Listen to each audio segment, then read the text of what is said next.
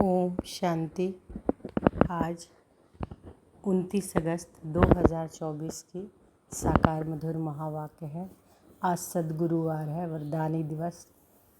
तो आज आप सबों को बधाई हो वरदानी दिवस का, और पूरा दिन अनुभव करते रहेंगे कि सद्गुरु बाबा की वरद हस्त हमारे सिर पर है।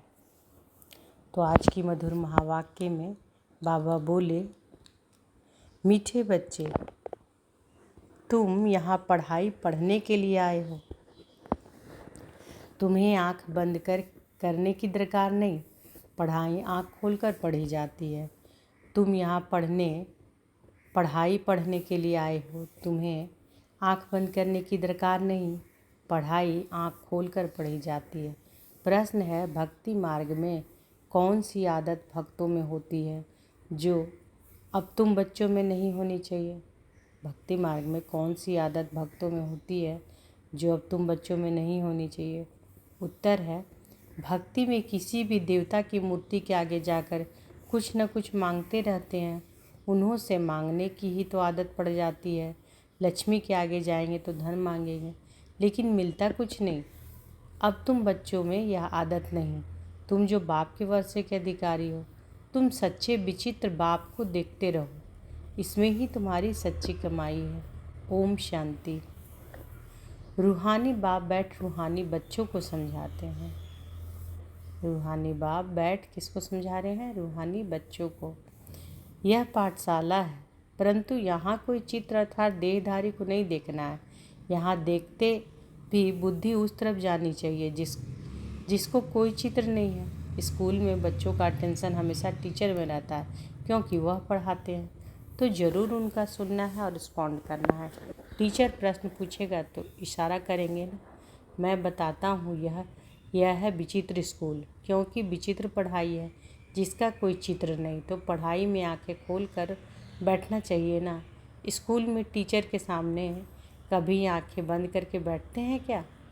भक्ति मार्ग में खिरे हुए हैं, आंखें बंद कर माला जपना आदि। साधु लोग भी आंखें बंद करके बैठते हैं।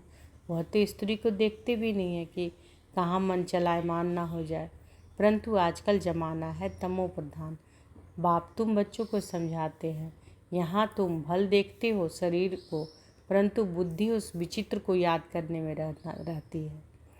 ऐसा कोई साधु संत नहीं होगा जो शरीर को देखते याद उस विचित्र को करे। तुम जानते हो, इस रथ में वह बाबा हमको पढ़ाते हैं। वह बोलते हैं, करती तो सब कुछ आत्मा ही है, शरीर तो कुछ भी नहीं करता। आत्मा सुनती है। रूहानी ज्ञान व जिस्मानी ज्ञान सुनाती आत्मा ही है। आत्मा जिस्मानी टीचर बनती है। शरीर द्वारा जिस्मानी पढ़ाई पढ़ते हैं, वह भी आत्मा ही पढ़ती है। संस्कार अच्छे या बुरे आत्मा ही धारण करती है। शरीर तो राख हो जाता है, यह भी कोई मनुष्य नहीं जानते। उन्हों को देह अभिमान रहता है। मैं फलाना हूँ, मैं प्राइम मिनिस्टर हूँ। ऐसे नहीं कहेंगे कि हम आत्मा ने यह प्राइम मिनिस्टर का शरीर लिया है। यह भी तुम समझते हो। सब कुछ आत्मा ही करती है। आत्मा अविनाशी है। शरीर सिर्फ यहाँ पाठ बजाने के लिए मिला है। इसमें अगर आत्मा ना होती तो शरीर कुछ ना कर सके। आत्मा शरीर से निकल जाती है तो जैसे एक लोथ पड़ा रहता है। आत्मा को इन आँखों से देख नहीं सकते, वह तो सूक्ष्म है ना। तो बाप कहते हैं, बुद्धि से बाप को याद करो। तुमको भी बुद्धि में है कि हमको शिव बाबा पढ़ाते हैं इन द्वारा। यह भी सूक्ष्म समझने की बातें हैं।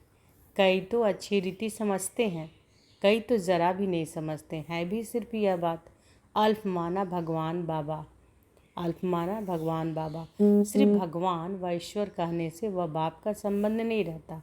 इस समय सब पत्थर बुद्धि हैं, क्योंकि रचयिता बाप और रचना के आदि मध्य अंत को नहीं जानते। यह वर्ल्ड की हिस्ट्री ज्योग्राफी रिपीट होती रहती है। अभी संगम युग है, यह किसी को पता नहीं है। तुम समझते हो कि आगे हम भी नहीं जानते थे। बाबा अभी तुम्हें यहाँ ज्ञान से श्रृंगारते हैं, फिर यहाँ से बाहर जाते हो तो माया धूल में लथेड़ ज्ञान श्रृंगार बिगाड़ देती है। बाप श्रृंगार तो करते हैं, परंतु अपना पुरुषार्थ भी करना चाहिए। कई बच्चे मुख से ऐसा बोलते हैं जैसे जंगली श्रृंगार जैसे कि हुआ ही नहीं है, श्रृंगार जैसे कि हुआ ही नहीं है, सब भूल जाते हैं।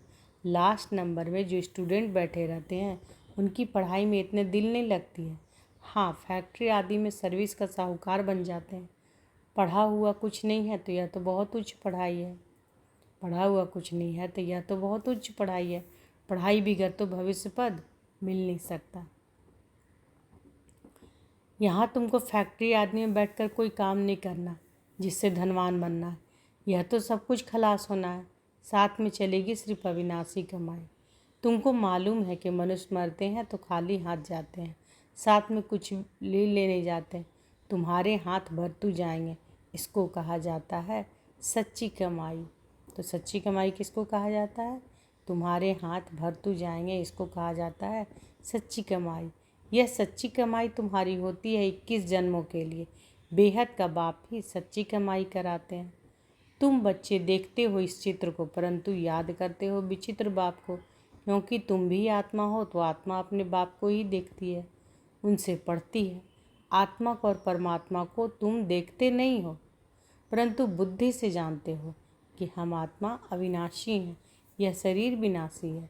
यह बाप भी भल सामने तुम बच्चों को देखते हैं, परंतु बुद्धि में है कि आत्माओं को समझाते हैं।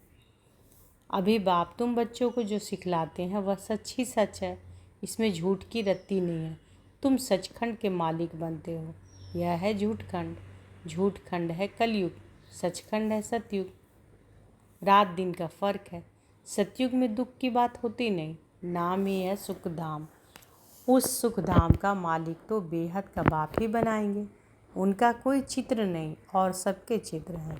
उस सुखधाम का मालिक कौन बनाएंगे? बेहद के बाप, बाबा ही ना, तो उनका कोई चित्र नहीं है और सबके चित्र हैं। उनकी आत्मा का नाम फिरता है क्या? नहीं ना, उनका नाम तो नहीं फिरता है आत्मा का, उनका नाम ही है शिव।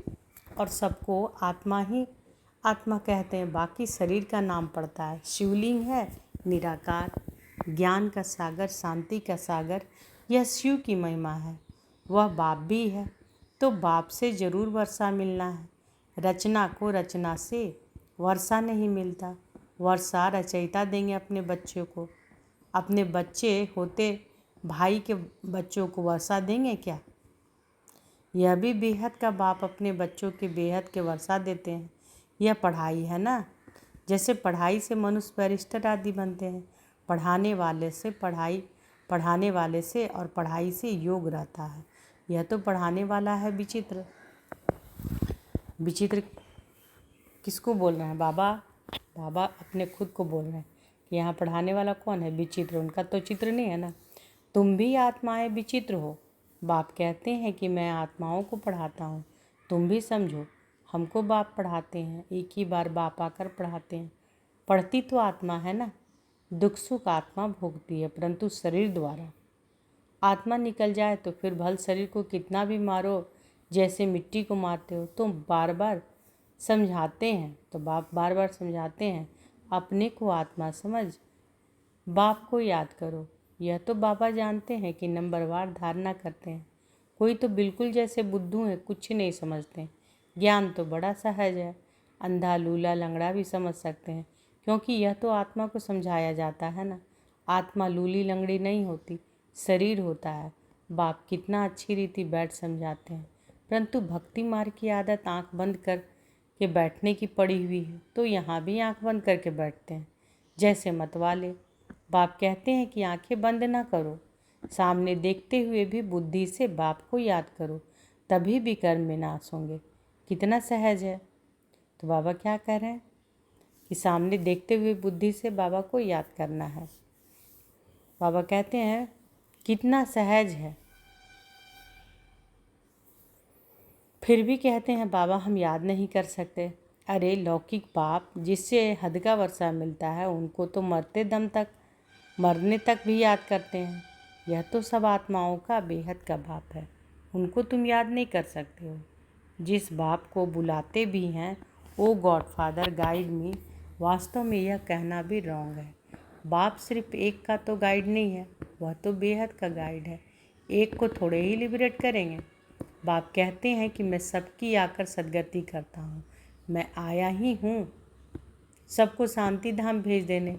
यहाँ मांगने की दरकार नहीं। बेहद का बाप है ना, वह तो हद में आकर मिमी करते रहते हैं। हे परमात्मा, मुझे सुख दो, दुख मिटाओ, हम पापी नीच हैं, आप रहम करो। बाप कहते हैं कि मैं बेहद की पुरानी सृष्टि को नया बनाने आया हूँ। नई सृष्टि में देवता रहते हैं, मैं हर 5000 वर्ष बाद आता हूँ, जबकि तुम पूरे पतित बन जाते हो। यह है ही आसुरी संप्रदाय। सतगुरु तो एक ही है सच बोलने वाला। वही बाप भी हैं, टीचर भी हैं, सतगुरु भी हैं। बाप कहते हैं कि यह माताएं ही स्वर्ग का द्वार खोलने वाली है। लिखा हुआ भी है गेटवे टू हेवन, परंतु यह भी मनुष्य समझ थोड़े ही सकते हैं। नर्क में पड़े हैं ना, तब तो बुलाते हैं। अब बाबा तुमको स्वर्ग में जाने का रास्ता बताते हैं। बाप कहते हैं कि मैं आता ही हूँ पतितों को पावन बनाने और वापस ले जाने। अब अपने को आत्मा समझ बाप को याद करो तो तुम्हारे पाप कट जाएंगे। सबको एक ही बात सुनाओ। बाप कहते हैं कि माया जीत जगत जीत बनो। मैं तुम सबको जगत का मालिक बनाने का रास्ता बताता हूँ। फिर लक्ष्मी की दीपमाला पर पूजा करते हैं, उनसे धन मांगते हैं। ऐसे नहीं कहते कि हेल्थ अच्छी करो, आयु बड़ी करो। तुम तो बाप से वर्षा लेते हो, आयु कितनी बड़ी हो जाती है। अभी हेल्थ वेल्थ हैप्पीनेस सब दे देते हैं। वह तो लक्ष्मी से सिर्फ ठिकारियाँ मांगते हैं, वह भी मिलते थोड़ी है। यह एक आदत पड़ गई है। देवताओं के आगे जाएंगे भीख मांगने। यहाँ तो तुमको बाप से कुछ भी मांगना नहीं है। तुमको तो बाप कहते हैं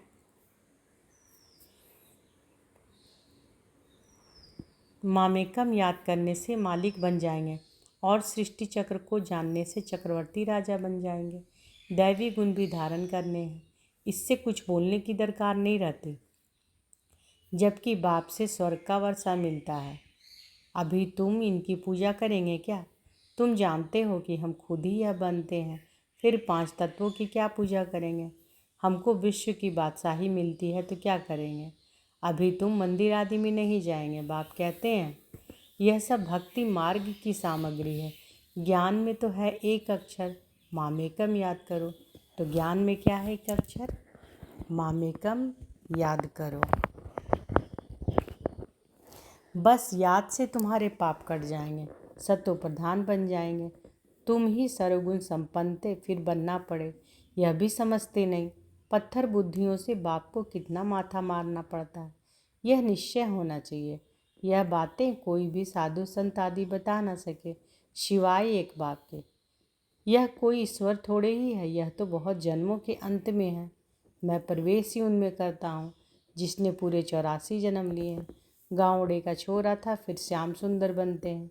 यह तो पूरा गावड़े का छोरा था, फिर जब कुछ साधारण बना तो बाबा ने प्रवेश किया, क्योंकि इतनी भट्टी बननी थी। इन्हों को खिलाएंगे कौन, तो ज़रूर साधारण भी चाहिए ना। यह अब समझने की बातें हैं। तो बाबा किसके बारे में बोल रहे हैं? ब्रह्मा बाबा के बारे में। बाप खुद कहते हैं कि मैं इनके बहुत जन्मों के अंत में प्रवेश करता हूँ।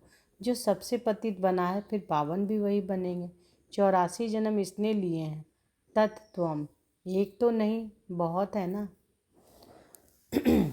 सूर्यवंशी चंद्रवंशी बनने वाले ही यहाँ आते हैं, नंबरवार पुरुषार्थ अनुसार, बाकी ठहर नहीं सकेंगे। देरी से आने वाले ज्ञान भी थोड़ा सुनेंगे, फिर देरी से ही जाएंगे। अच्छा, बाबा का याद प्यार लीजिए। मीठे मीठे सिकी लधे बच्चों प्रति माता पिता बाप दादा का याद प्यार और गुड मॉर्निंग। रूहानी बाप की रूहानी बच्चों को नमस्ते। हम सब रूहानी बच्चों की रूहानी माता पिता बाप दादा को याद प्यार, गुड मॉर्निंग और नमस्ते नमस्ते नमस्ते। शुक्रिया बाबा, शुक्रिया। धारणा के लिए मुख्य सार पहला है, बाप जो ज्ञान श्रृंगार करते हैं उसे कायम रखने का पुरुषार्थ करना है। माया की धूल में ज्ञान श्रृंगार बिगाड़ना नहीं है। पढ़ाई अच्छी रीति पढ़कर अविनाशी कमाई करनी है। दूसरा, इस चित्र अर्थात देहधारी को सामने रखते हुए बुद्धि से विचित्र बाप को याद करना है। इस चित्र अर्थात देहधारी को सामने देखते हुए बुद्धि से विचित्र बाप को याद करना है। आंखें बंद कर बैठने की आदत नहीं डालनी है। बेहद के बाप से कुछ भी मांगना नहीं है। आज वरदानी दिवस पर बाबा ने बहुत अच्छा वरदान दिया है। तो अनुभव करें कि बाबा का वरदहस्त हमारे सिर पर है। समय के महत्व को जान, फास्ट सो फर्स्ट आने वाले तीव्र गति के पुरुषार्थी भव। समय के महत्व को जान, फास्ट सो फर्स्ट आने वाले तीव्र गति के पुरुषार्थी भव।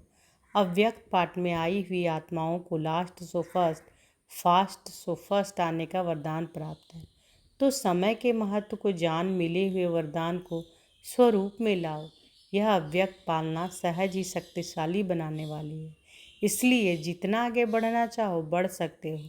बाप दादा और निमित्त आत्माओं की सर्व के प्रति सदा आगे उड़ने की दुआएं होने के कारण तीव्र गति के पुरुषार्थ का भाग्य सहज मिला हुआ है। स्लोगन है, निराकार सो साकार के महामंत्र की स्मृति से निरंतर योगी बनो। निराकार सो साकार के महामंत्र की स्मृति से निरंतर योगी बनो।